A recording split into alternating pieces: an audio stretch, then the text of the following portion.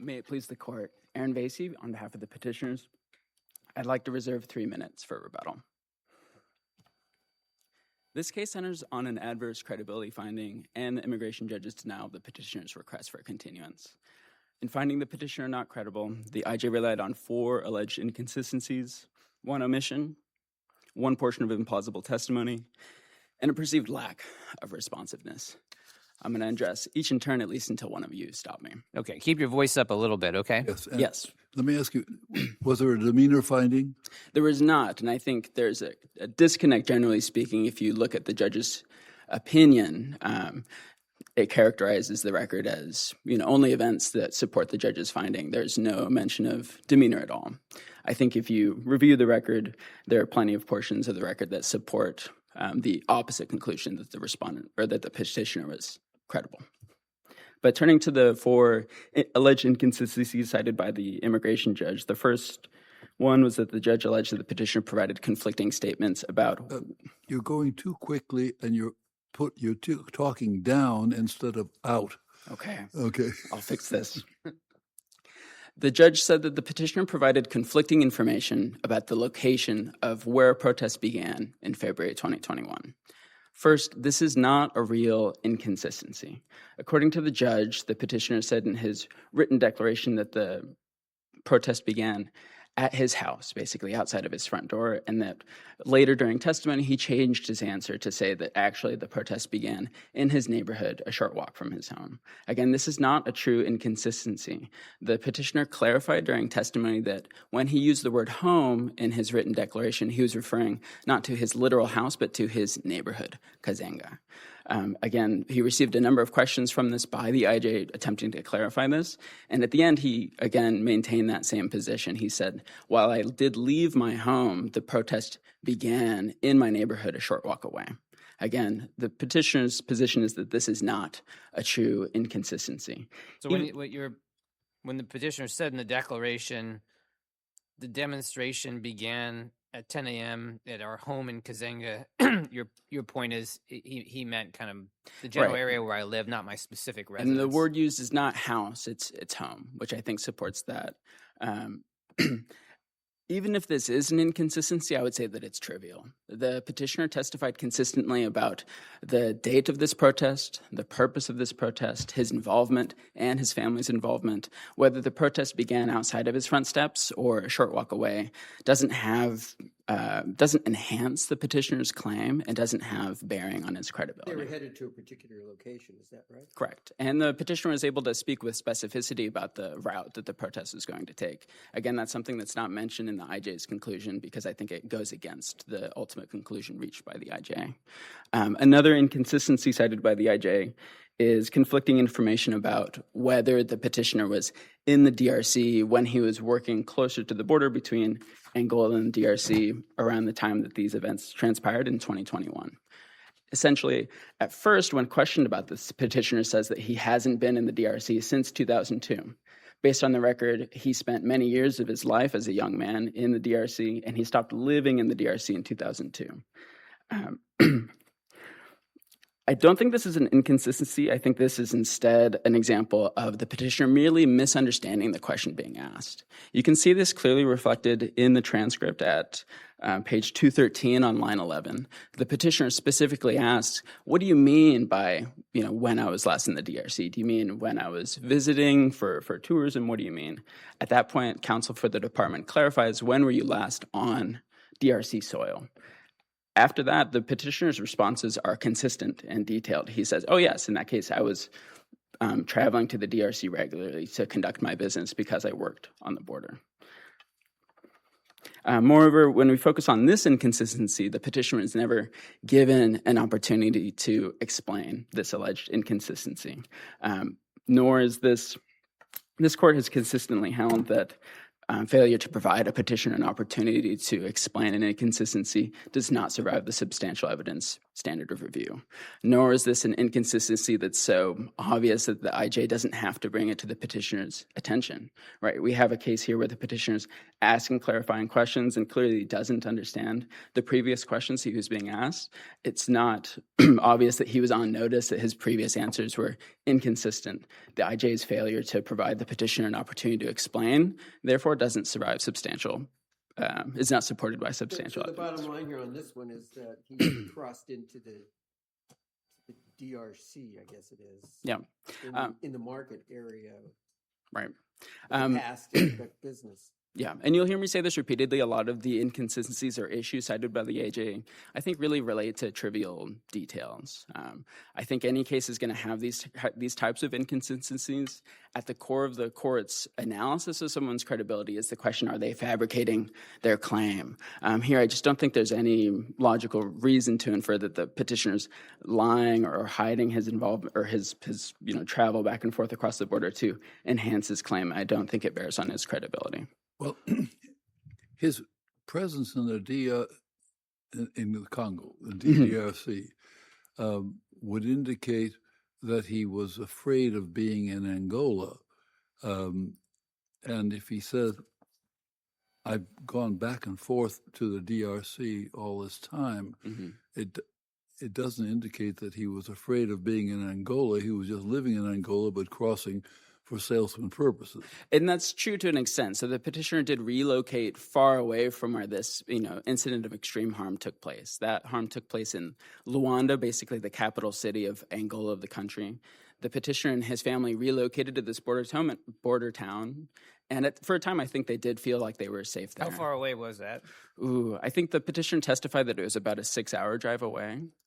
And it was only later when the petitioner was informed that other family members of his were being sought out and murdered that he then felt unsafe and took steps to live in hiding, is what he testified he was doing around that time, and that he did stop working between learning that and then fleeing the country.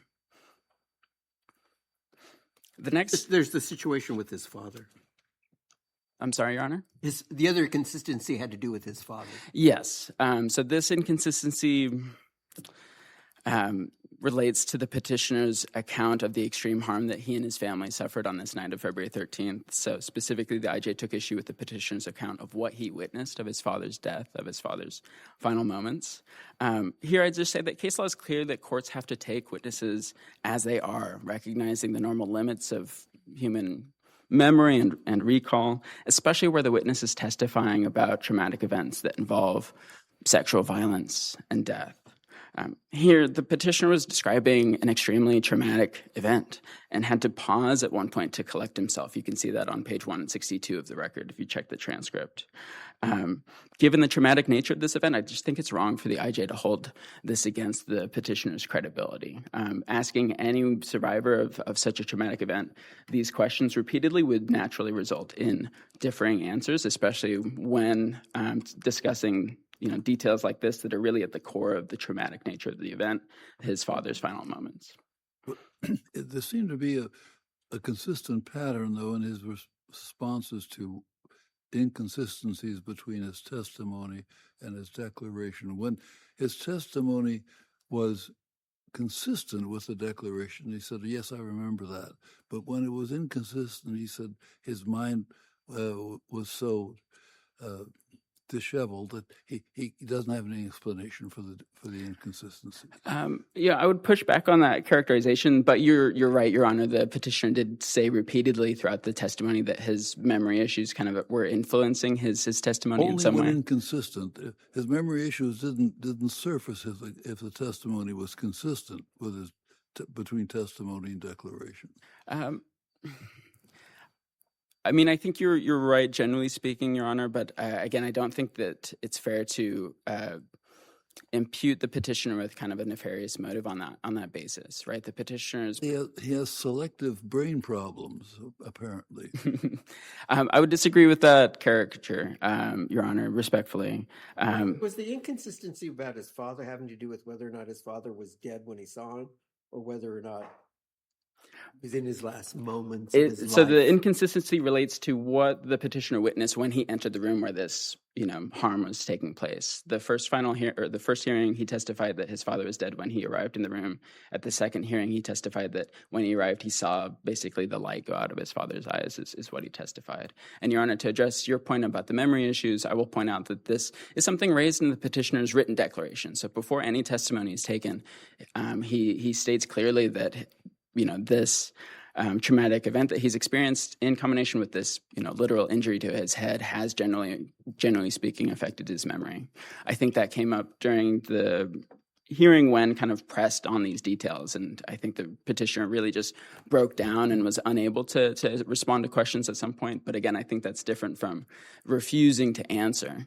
I think this is a case where the petitioners struggled to eloquently communicate about the trauma that they experienced. It's not them deliberately fabricating details to bolster their claim. The last inconsistency had to deal with his work as a salesman. And so that's another good example. It's another example that where the memory issue kind of came into play.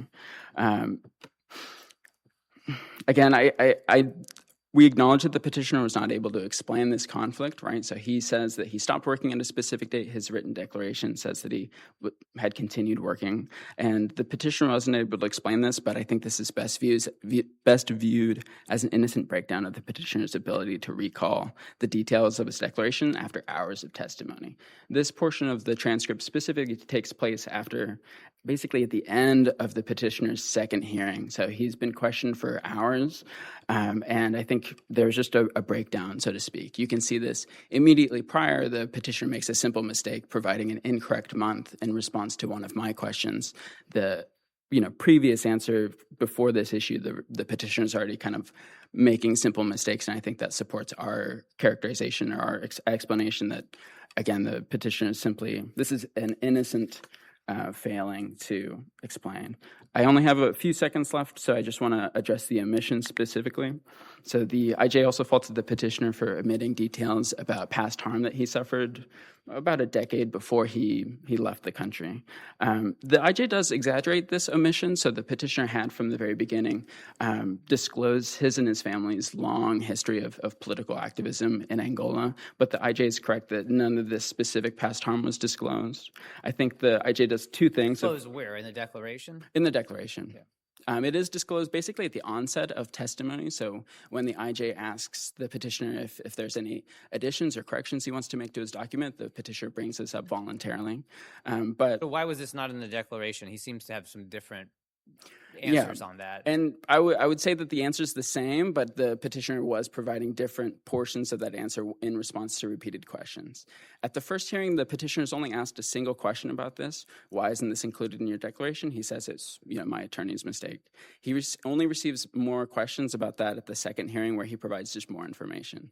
At its core, the petitioner's explanation is that his attorney told him to keep his story brief, so he made the decision to omit this past harm that he suffered because he didn't see it as important to his decision to flee Angola. And that explanation is supported by the record, right? This harm took place in 2011, and both the petitioner and his family continued to reside in Angola for many years, I think supporting that explanation. I also don't think that this omission tells a much different story, such that it should result in an adverse credibility finding. And I'm going to save the rest of my time unless there's any other questions. Okay, we'll put 3 minutes for you when you return. Thank you, Ron. Thank you.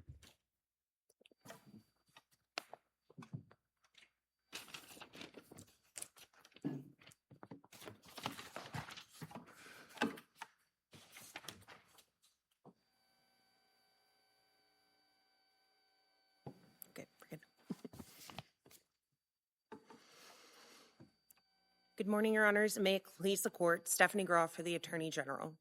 Your Honors, this Court should deny the petition for review, as the adverse credibility determination here is amply supported by the record. The immigration judge here identified numerous specific, cogent reasons for this holding, and Martin's arguments today, to the contrary, do not compel a contrary conclusion. And that's the main thing missing here, is what is the standard of review for this Court in looking at adverse credibility determinations. the adverse credibility determination needs to be supported by substantial evidence. The record needs to compel a contrary conclusion. It is not a situation where there may be two inconsistent views of the evidence, as this court in Hussein versus Rosen has held. If there are two inconsistent views, that doesn't render the agency's finding unsupported by substantial evidence. Well, so how about, I mean, we can just start looking through these. I mean, the location where the protest began. So how is that one supported? By substantial evidence, Your Honor? Sure. Not even an inconsistency. Well, we believe that it is an inconsistency. I'll first note why. In his declaration, he stated that the protest started at his home. Then in both his initial merits hearing and his subsequent merits hearing, he provided various answers to where specifically it started. He noted that he did have to walk 10 to 15 minutes to the start of the protest. And ultimately, the immigration judge noted all this and noted that this may be, as my friend on the other side, trivial, but said that it contributes to the overall inconsistent portrait and painting that he has here for his claim. If this Isn't this kind of a minor point, like whether it began at his house or basically near his house in the same area? Well, we would argue that Martins is attempting to minimize this inconsistency. It is not the strongest one, but as this court is well aware, after the Real ID Act, inconsistencies do not need to go to the heart of the claim. Well, so what do you think are the strongest ones? If this is not the strongest one, what Sure, would be? and this court can, if you find that's not supported by substantial evidence, the immigration judge's decision is amply supported by other aspects. The strongest one, we would argue, is related to his father's death. Specifically, in his declaration, he noted that when this incident happened on February 14th, he heard shots, he escorted his family out, and when he came back, his father was dead. During the first merits hearing, he testified to the same, that my father was shot. When I came back, I saw him dead. At a subsequent merits hearing, he noted that he saw his father crawling into the living room, so very different than dead, and then eventually died. He was confronted with these inconsistencies, with the difference between his declaration, with the first merits hearing, and the immigration judge found his responses were not supported. And that is specifically supported by substantial evidence. Do Yes, you Your Honor. agree there was no demeanor finding? Yes, Your Honor. The immigration judge here did not rely on demeanor, rather looked at inconsistencies, omissions, responsiveness. Demeanor is not determinative, and it can still be upheld even though there is none. But specifically with the father's passing, I want to note, as we argued in our responsive brief, that a lot of what Martins and my friend on the other side today are arguing are post hoc rationalizations that Martin himself did not state. When he was confronted with this inconsistency, he did not specifically note that it was because he experienced trauma. And while, yes, in his declaration, he noted that these are traumatic incidences, the immigration judge's decision addressed this and held, as noted before, that the judge was not sure what actually happened here. And when a judge finds that something, it's not actually clear, that's not necessarily the judge was saying that he is a liar, that he doesn't believe everything, but the judge was left with the conclusion he was not sure what happened, and that what we would argue is the strongest. Is it that much of a difference between saying, when I arrived home, my father was dead, to saying, when I arrived home, my father was crawling into the living room and dead and dying?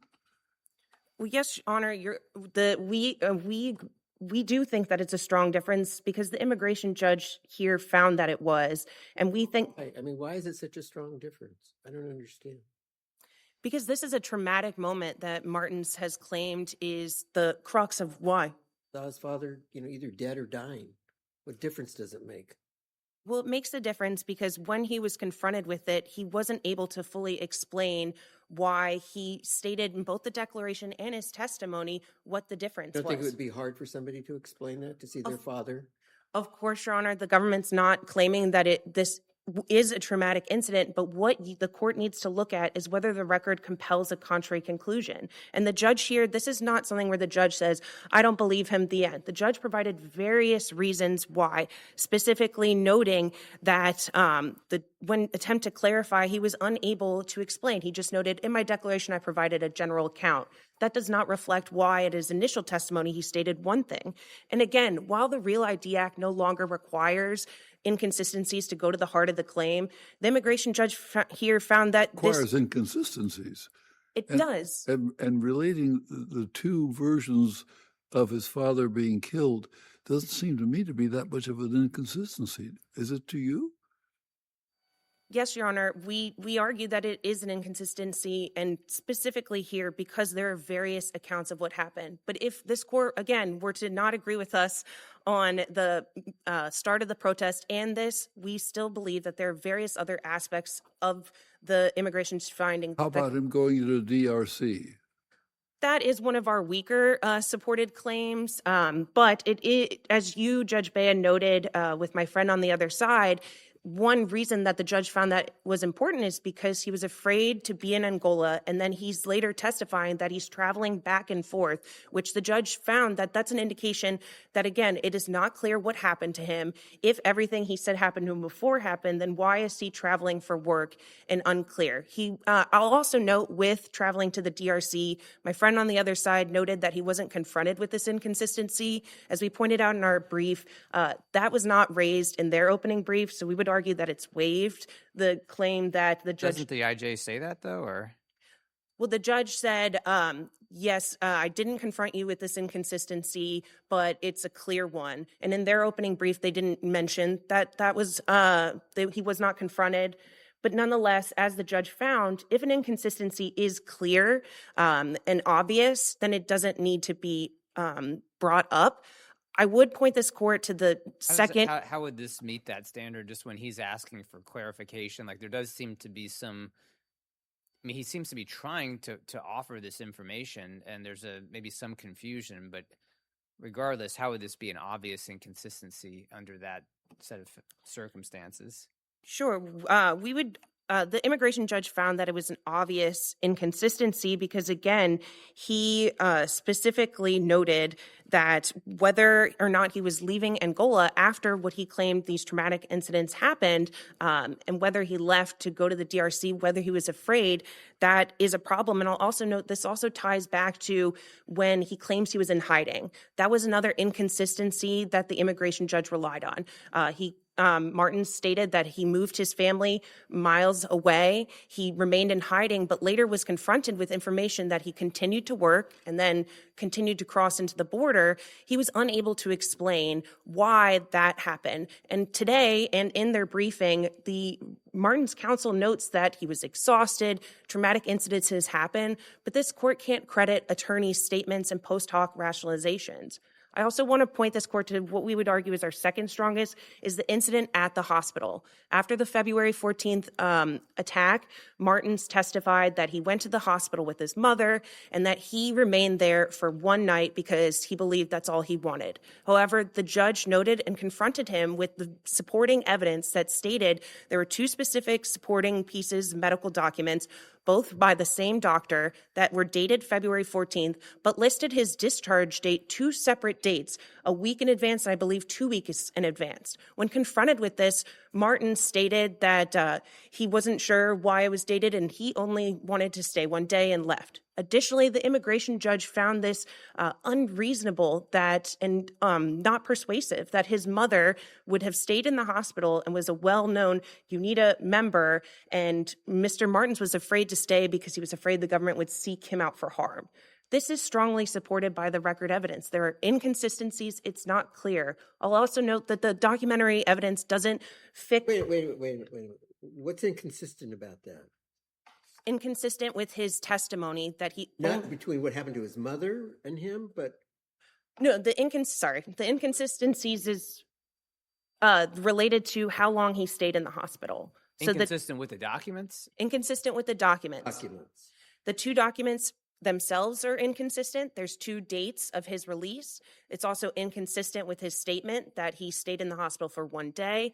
And then separate and apart, the immigration judge took issue with it because he stated, I only stayed one day because I was afraid the government would find me. And yet he testified that his mother remained in the hospital longer. So when confronted with that, the judge asked, why would your mother stay if she's a well-known protester and, and she did not have any issues? And the immigration judge found his answers. Not any medical issues? Issues with the government attacking her. in the hospital. So the reason Martin stated that he was afraid to and didn't want to remain in the hospital longer is because he didn't want to call attention to himself with the government. I thought he saw his mother get raped. Yes, Your Honor. And so, Been hurt a little bit more, injured a little bit more, and had. of course, Your Honor, and the government is not contesting that aspect of it. However, what the immigration judge took issue with here is her being sought out by the government and his fear that he would not stay because he didn't want to be sought out from the government, but his mother remained. So your position is that the hospital documents show that he stayed more than one night? The hospital documents list that he has a release date a week in advance and another almost 2 weeks in advance. That would show that he'd been more seriously hurt than staying for one night. Potentially, Your Honor, the documents themselves don't go into extensive detail of what specifically happened to him, but they were dated the date of his release or the date of his entrance into the hospital. It seems to me the inconsistency of saying he was only there for one night would go against his case that he was beaten by the government police. Because if he stays there only one night, then that's a relatively slight injury. But if he stays there a week or 2 weeks, it would show that he was more injured. So it would be in his interest to say he stayed there longer. And why is that a material inconsistency? Sure, Your Honor, and I understand this court's concern with the concept of some of these statements that were inconsistent, didn't necessarily help his claim, and it can be very minutia and specific. But I point back to what this court needs to look at, whether the record compels a contrary conclusion. The Supreme Court's recent decision in Ming Dai held that if substantial evidence supports the adjudicator's version of it, then this court cannot overturn it, even if Your Honors would disagree. And I think that's really what's important here. But don't we have the option to send it back for a further evaluation if we feel that some kind of supporting bases for this finding are not supported? If certain ones, if you find almost all of them are, however, we argue that some of them on their own are strong enough. For instance, the cooperative evidence aspect. We've argued that a lot of the cooperative evidence also contains inconsistencies, as I noted. I didn't mention yet, but the declarations he submitted, affidavits, all were dated, all noted that the date of his main incident of harm was in 2023, when he was already in the United States. Again, this left the immigration judge, who thoroughly looked at the record here, and with this conviction of not fully understanding what happened to Martins and what... His declaration said that he was injured in Angola in 2023? The 3 supporting affidavits that he sought from family members and friends all noted that the incident on February 14th happened in 2023. And in my friend on the other side's brief explaining that, stated that it was likely due to an error Martin said, or maybe there was an independent error. However, that indicates that these affidavits were not independently created based on memories and knowledge that these people had specifically themselves. But yes, if this court were to conclude that... That doesn't go to his credibility for inconsistencies. It just goes to the evidence that was adduced by his counsel. Well, I was arguing not necessarily his adverse credibility, but the corroboration finding. So the evidence here, the documentary evidence, didn't fill the gap to make up for his adverse credibility. Now, if this court were to find that these inconsistencies, omissions, and embellishments, which I haven't yet mentioned, are not enough, then yes, remand would be appropriate. I'll also note here that petitioner has not challenged the agency's independent finding. The judge here said that even with, despite all this, your country conditions evidence, you didn't meet your burden. But I do want to point, I only have 13 seconds, but petitioner did not include in his original declaration any of the harm that he claims to experience in the 2011 protest. And the immigration judge here appropriately found that it seemed that he was embellishing his testimony in order to potentially seek relief. Didn't he make some reference to his involvement in the 2011 incidents? He did not specifically state 2011 incident, but he did state that he attended protests with his family. But he did note, I believe in that declaration, if I'm remembering correctly, that his parents were injured and family members were injured. So the immigration judge took issue with that because when presented for testimony, he then noted that he was harmed, he was beaten, he was sprayed. And when confronted with this, it was not, he provided various accounts that the judge, again, was left with a firm conclusion of not knowing what happened to him and ultimately finding him not credible. Thank you, Your Honors. Thank you.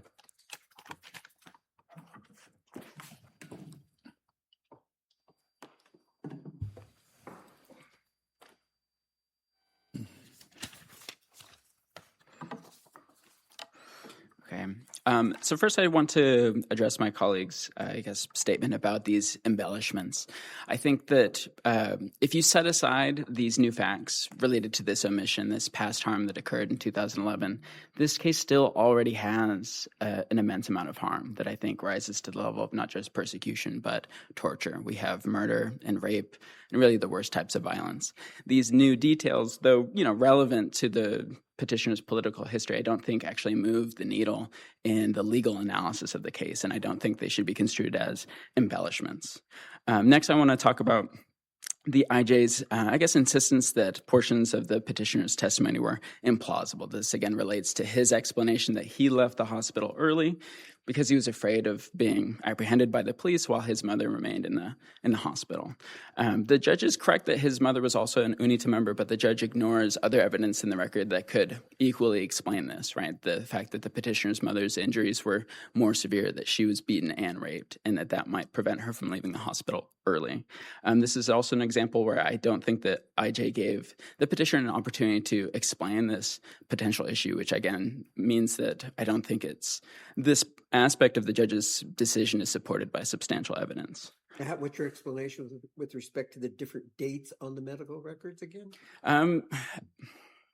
A few explanations, but the documents are all issued on the date that the petitioner was admitted to the hospital, which I think supports his explanation that he was admitted to the hospital, but he wanted to leave. And so he was obtaining these documents from the hospital, and that's why they're dated that date. And that might also be why they weren't corrected to reflect how long he stayed or when he was discharged. Again, as Your Honor pointed out, if this is a petitioner fabricating his claim, it would make more sense for him to say, oh yeah, I was at the hospital for the amount of time that my medical documents indicate, instead of changing his story like this.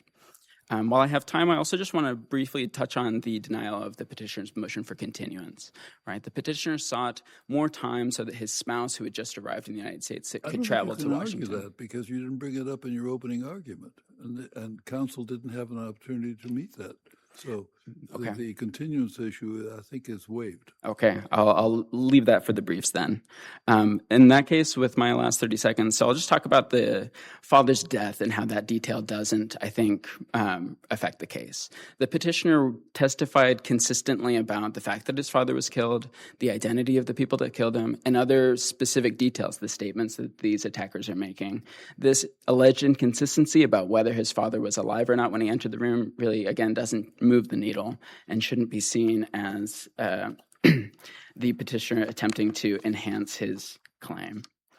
And then in closing, I'll just say that I think that we've pointed out that there are numerous and serious holes in the judge's analysis of this case. I don't think the judge's adverse credibility finding is supported by substantial evidence. We would ask this court to grant the petition and overturn the judge's adverse credibility And finding. remand it back to the agency for consideration of all the other aspects. Right. The judge did not reach, past persecution or nexus or any of those other issues. Okay, thank you. We thank both counsel for the briefing and argument. This case is submitted. That concludes our calendar for this morning, and we'll stand in recess until tomorrow.